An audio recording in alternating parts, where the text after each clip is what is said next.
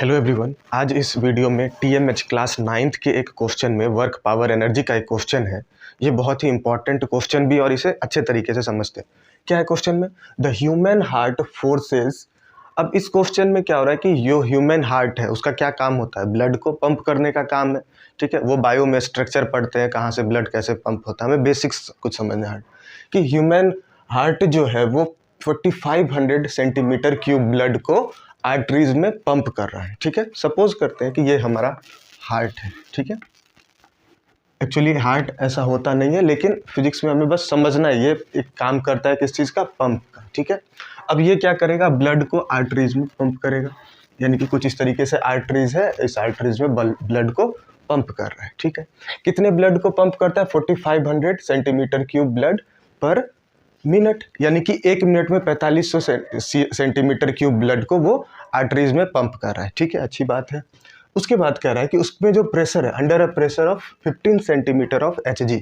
अब ये 15 centimetre of Hg क्या है कि प्रेशर के बहुत सारे यूनिट्स होते हैं, जैसे कि हो गया पास्कल है, ठीक है, ATM एटमॉस्फेरिक प्रेशर है, उसी तरीके से mm ऑफ Hg होता है और cm ऑफ Hg है। ठीक है, तो जो ब्लड के ऊपर प्रेशर अप्लाई कर रहा है आर्टरीज में भेजने के लिए वो है 15 सेंटीमीटर ऑफ Hg। ठीक है, तो बोला जा रहा है कि हार्ट का HP कैलकुलेट करें। HP means horse power.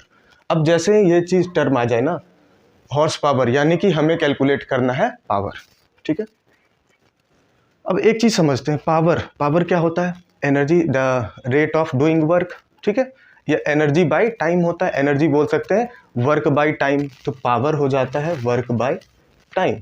क्या ये चीज क्लियर है? इस तरह के क्वेश्चन में हमें दो चीजें ध्यान देनी, एक कॉन्सेप्ट और दूसरा है यूनिट्स। यूनिट्स को बहुत ही अच्छे तरीके से समझना, अगर यूनिट गलत हो गया तो आंसर नहीं आएगा। और दूसरी बात, कॉन्सेप्ट भी समझ आनी चाहिए, ये बहुत ही इंपॉर्टेंट चीज।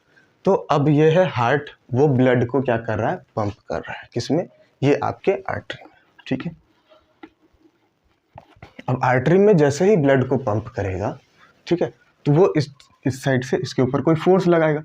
कोई भी ब्लड एक पॉइंट से दूसरे पॉइंट कैसे मूव करती है, उसके ऊपर फोर्स लगाना पड़ता है, यानी कि ये जो हार्ट है इसके ऊपर कुछ फोर्स लगाता है, एफ फोर्स। ठीक है, अब ये कितने ब्लड को पंप कर रहा है? 4500 सेंटीमीटर क्यूब, यानी कि जो वॉल्यूम है ब्लड का वो है 4500 सेंटीमीटर क्यूब, सीसी बोल सकते हैं इसको। और टाइम कितना लेता है? पर मिनट, यानी कि 60 सेकेंड्स में ये इस आर्टरीज में ब्लड को पंप करता है। अब जैसे ही 60 सेकेंड में इस ब्लड को पंप करेगा, ब्लड क्या होगा? आगे की तरफ मूव करेगा। सपोज करते हैं कि ये आर्टरी में कुछ एक डिस्टेंस एस डिस्टेंस कवर करती है, यानी कि हार्ट ने ब्लड को पंप किया और ये जो ब्लड है उस आर्टरी में एस डिस्टेंस तक मूव कर गई। ठीक है, ये पंप किया और यहाँ तक मूव कर गई। ठीक है, अब ये जो आर्टरी है इसका कुछ एरिया ऑफ क्रॉस सेक्शन भी होगा। ठीक है, इसका कुछ ना कुछ तो विड्थ होगा, जैसे पाइप में क्या होता है, जितना उसके अंदर विड्थ होता है या जो एरिया होता है उसके बेस का, उसका कुछ ना कुछ एरिया होगा, मान लेते हैं उसका एरिया। ठीक है, अब आर्टरी है तो हर एक जगह एज्यूम करेंगे कि यहाँ पर एक ही एरिया में ब्लड फ्लो कर रही है। पहले तो अब सबसे पहले हमें क्या करना होगा, जो वॉल्यूम है उसे कन्वर्ट कर देंगे किसमें? उसके SI यूनिट, यानी कि 4500 multiplied by centimetre cube. Centimetre को मीटर में बदलने के लिए 10⁻⁻² से मल्टीप्लाई करते हैं, तो यहाँ पर हो जाएगा 10⁻², और इसका क्यूब, ये हो गया मीटर क्यूब, यानी कि इसे लिख सकते हैं, कितना हो जाएगा ये? 4500 इंटू 10⁻⁻6 मीटर क्यूब। ठीक है, टाइम हमने कन्वर्ट कर लिया SI यूनिट में, 60 सेकेंड्स। अब जो प्रेशर है वो कितना है? 15 सेंटीमीटर ऑफ Hg। अब इसे कन्वर्ट करना है किसमें? सबसे पहले इसे कन्वर्ट करेंगे इसके SI यूनिट, यानी कि पास्कल में, जो कि हो जाएगा 15 मल्टीप्लाइड बाई 1 सेंट। अब एक चीज़ समझना है, 1 सेंटीमीटर ऑफ Hg ये इक्वल होता है 133.22 पास्कल। इसे हमें याद करना होता है, ये यूनिट का कन्वर्जन है कि 1 सेंटीमीटर ऑफ Hg कितना होता है। ठीक है, उसके बाद 1 मिलीमीटर ऑफ Hg कितना होगा? अगर 1 मिलीमीटर ऑफ Hg हो जाए तो क्या हो जाएगा? 1 mm of Hg is equal to 133.32 pascal. इस तरीके से ये कन्वर्जन होता है, तो ये हमें याद रखना है। तो अब पास्कल में कन्वर्ट करें तो कितना हो जाएगा 133.22 पास्कल। ठीक है, इसे मल्टीप्लाई भी कर सकते हैं, यहाँ पर भी छोड़ सकते हैं। अब बात करते हैं कि इन दोनों चीज़ों से किस तरीके से हमें पावर मिलेगा। ठीक है, तो पावर होता है एनर्जी बाय टाइम, और एनर्जी किस पर डिपेंड करता है, आपने जितना काम किया उतना ही एनर्जी कंज्यूम होगा, यानी कि ये हम लिख सकते हैं वर्क डन बाय टाइम। और किसी भी ऑब्जेक्ट में जो वर्क डन होता है वो क्या होता है, फोर्स इनटू डिस्प्लेसमेंट। आपने किसी ऑब्जेक्ट में जिस डायरेक्शन में फोर्स लगाया वो कितना डिस्प्लेसमेंट उसमें होता है। तो ये जो हार्ट है वो उस ब्लड के ऊपर एफ फोर्स अप्लाई करती है। कितना फोर्स, एफ फोर्स। और उस ब्लड में जो आर्टरी के अंदर जो डिस्टेंस कवर करती है वो करती है एस। आपने फोर्स लगाया ब्लड पे, हार्ट ने फोर्स लगाया यानी कि पंप किया, ब्लड आगे की तरफ मूव किया यानी कि हमने फोर्स लगाया है एफ, और आगे की तरफ मूव करता है ये एस डिस्टेंस।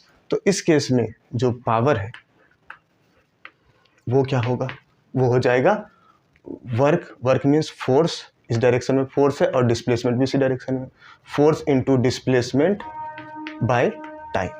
ठीक है, कैलकुलेट करना है। अब गिवन क्या है, प्रेशर गिवन है। प्रेशर क्या होता है वैसे अगर हम लोग जाने तो प्रेशर क्या होता है, pressure is force per unit area. ये जितना फोर्स अप्लाई कर रहा है पर यूनिट एरिया में वो हो जाएगा प्रेशर, यानी कि यहाँ पर जो फोर्स है वो मान लेते हैं एफ है और एरिया क्या है, ए है।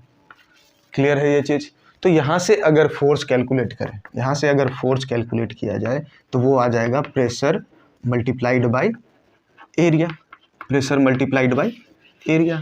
ठीक है, और दूसरी बात, ये इक्वेशन हमें इस पावर वाले वैल्यू में रख सकते हैं, यानी कि power is equal to force के जगह पर क्या आ जाएगा, pressure into area, pressure into area into S divided by time.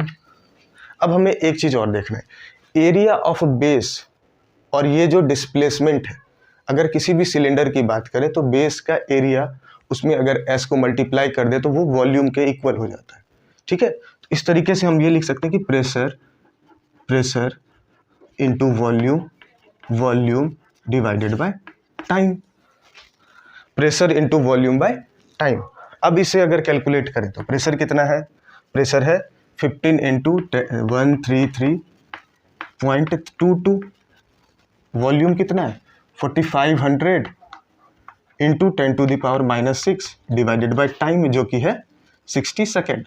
अब इस वैल्यूज़ को अगर इस वैल्यूज़ को कैलकुलेट करें तो क्या आ जाएगा, ये जीरो कट गया, 3 2 जा 6, 3 5 जा 15, 2 है 2 से इसे कट कर सकते हैं, 2 6 जा 12, 1 2 6 जा 12, 2 6 जा 12.61 666.61। ठीक है, अब इस वैल्यूज़ को हमें क्या करना है,